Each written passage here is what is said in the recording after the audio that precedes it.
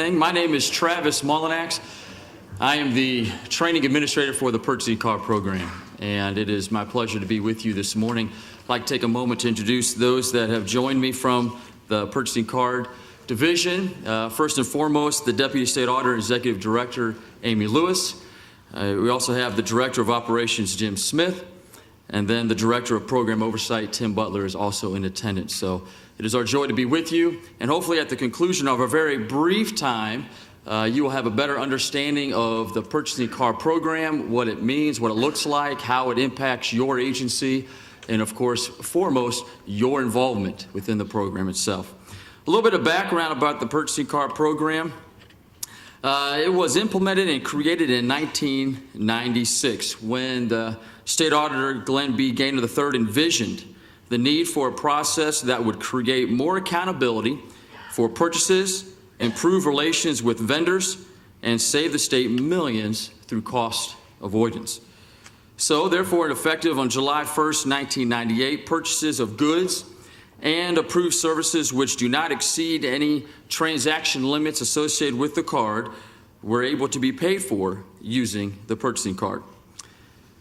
As the statutory authority goes, as it governs the purchasing card program, State Code 12310A through F, as well as Legislative Rule 155 CSR 7. And specifically in the state code, it was created in the code that there would be a purchasing card advisory committee, which represents a cross-section of representatives from state government, which includes 16 members, some designated by the position and the rest appointed by the auditor.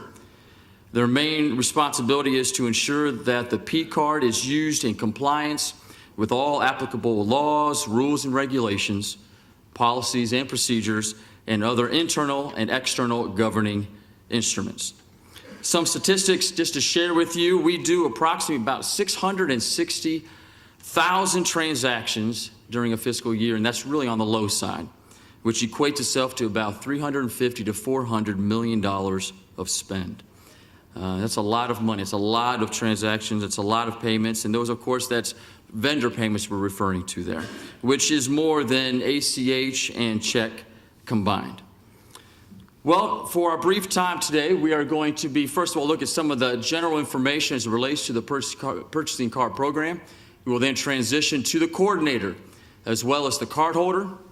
And then we will take a look at P-card travel and then field any questions at the end of our time together. So first of all, some general information regarding P-card. Probably the number one question we get asked oftentimes is, can I buy this, can I buy that? And our first response is, you always need to remember that the P-card itself is just simply a method of payment. That's all it is. We are not in a position to tell you what you can or cannot buy. That obviously lies in purchasing, and you need to consult with them before you buy anything. Make sure you follow all of those rules. But when it comes to the P-card itself, it simply is the preferred method of payment for certain designated transactions and dollar amounts. And what it does, though, is that it allows an immense amount of transparency. We know exactly what is being purchased at the time that it is being purchased, which is extremely helpful. So it cuts down on costs. It effectively decreases accounts payable expenses and increases our control of monitoring of payments. The P-card Policies and Procedures Manual, that is the base for everything. If you're curious as to what the P-card Policy Procedures looks like, and you have some free time, you want care to read it, you're welcome to go to the auditor's website and pull it up within the state purchasing card section of the auditor's website. And within it, it gives us the complete background and provides the minimum standards by which this program exists. And that's important. That means every single state agency that participates in the purchasing card program has to abide by these standards. These are the minimum. Now, naturally, any state agency can take that next step. They can make it more stringent, but they have to at least abide by the policies and procedures of the purchasing card program. Each spending unit is responsible to develop and document how they do business, how they conduct business their purchasing card program. So they need to document their internal control procedures. Who does what, why do they do it, and all the step-by-step processes. That's very important. And each state agency is required to submit their internal controls to our office so that we have a copy on file. And certainly you might want to jot yourself a note and make sure that your agency is in compliance as it relates to that, and make sure your internal controls are submitted to us. And it's always been mentioned about OASIS. OASIS, of course, has brought some change. And those changes in how you conduct your business within your internal controls obviously potentially needs to be modified in light of OASIS. So who are the major players? Who are the major players that need to be responsible in understanding what's going on when it comes to the purchasing card program? And the first and foremost, you will hear me speak of this name a lot, which is coordinators. And I know there are some coordinators in attendance today. And as a spending unit coordinator and cardholders, they are responsible to be knowledgeable of everything dealing with the policies and procedures. But not only them.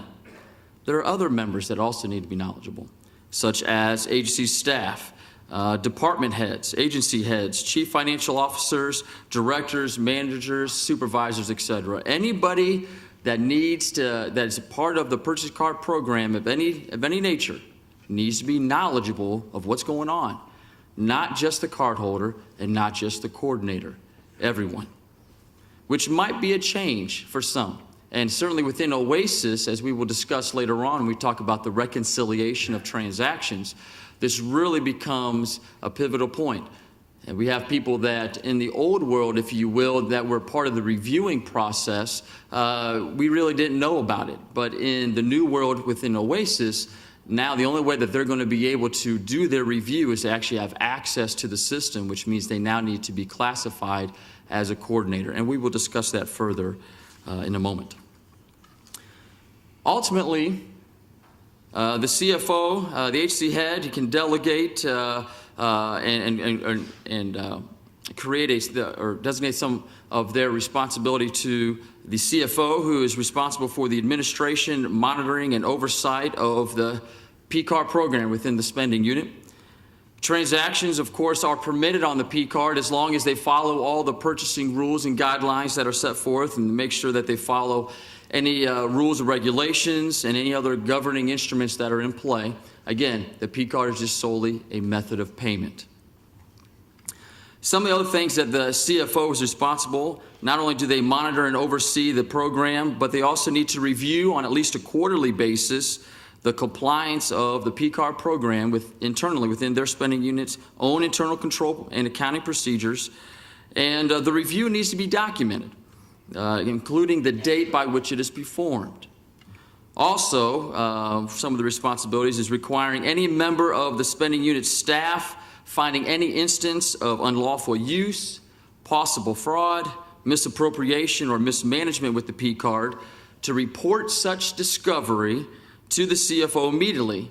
And then the CFO shall report all the aforementioned instances to the PCard division, specifically the executive director, W State Auditor Amy Lewis in this case, who holds that position within 24 hours of his or her discovery. Please note this, that any internal PCard investigations do not supersede this requirement and are only to be conducted upon approval by the executive director of the State Auditor's Office PCard division.